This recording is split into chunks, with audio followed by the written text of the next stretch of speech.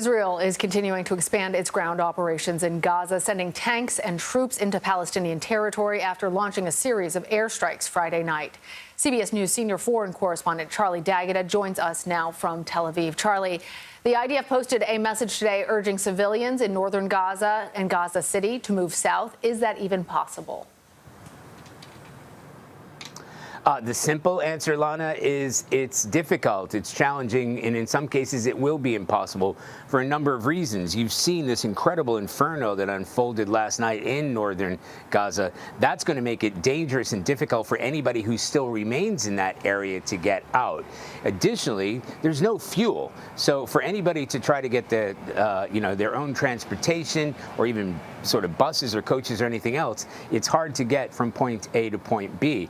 And the roads are demolished too. So although there's been a re-warning, if you will, because it's been going on for a number of days where they've tried to encourage people to move from north to south, it is dangerous, it's difficult, and in some cases impossible because of the roads and the damage that's been done there. And we are talking, I know we keep talking about what it means, more than a population of more than 2 million people. I've been there. It is the most tightly congested and packed area that I've ever been to under normal circumstances. In the middle of a raging conflict and a war and the bombardment that it's seen, it's impossible to get from point A to point B. Yeah, Gaza during peace times, quote unquote, have been a dire situation anyway. So I'm wondering, Charlie, if you can tell us if there's been any response from any neighboring countries to this new phase of the war.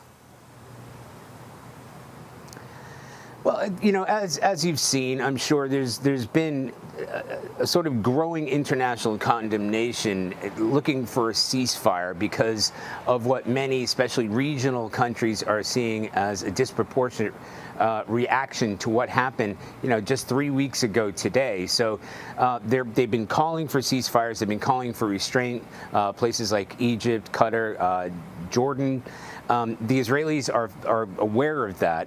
When you speak to people here in Tel Aviv, nobody wants a conflict to happen. They realize that they're dealing with an existential threat. And after what happened 3 weeks ago, the country is still in a state of shock. But nobody likes to see the images that they've been seeing, and they understand this growing international response to tone down or to have some sort of humanitarian ceasefire.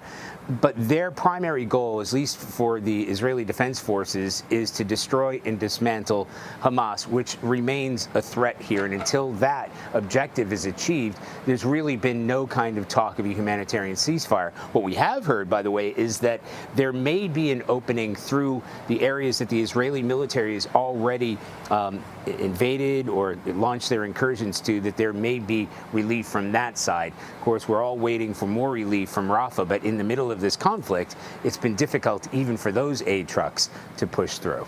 All right. Charlie D'Agata, thank you. Thank you. The expanded ground operations in Gaza presents new challenges for the IDF. The Gaza Strip, one of 2 major Palestinian territories, is, as you heard, a densely populated stretch of land that is home to more than 2 million people. Let's bring in CBS News contributor Robert Berger, who joins us now from Jerusalem. Robert, what could the timeline of this expanded ground operation look like? What are the challenges? I think the biggest challenges are the Hamas tunnels and freeing the hostages. Now, Hamas has this huge tunnel network. It's said to be about 300 miles, a maze.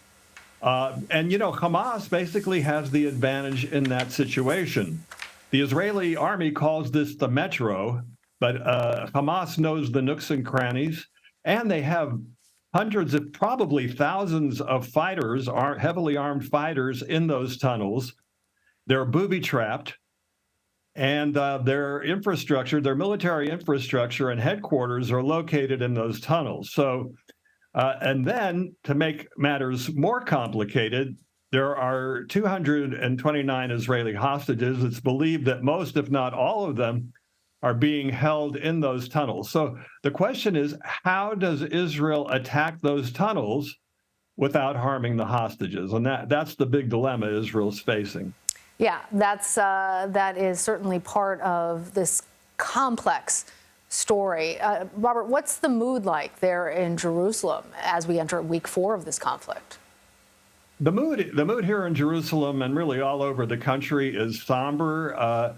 It was a huge casualty toll, the biggest terrorist attack in the state of Israel history back on October 7th, 1,400 killed. So everyone knows someone who either or directly or indirectly who was killed or has been taken hostage or who's been called up to the reserves or who has a relative in the army. So that's part of it. And then most things here in Jerusalem are closed. Most businesses, restaurants are mostly closed, places of entertainment. You really just have the vital businesses like supermarkets and pharmacies that are open, people staying close to home, a lot of people out of work. And Jerusalem is something of a ghost town. And then because of that huge casualty toll on October 7th, the sense of security among Israelis here in Jerusalem and all over the country has been eroded. I think people are wondering if anywhere in Israel is really safe. All right. Robert Berger, thank you. Thank you.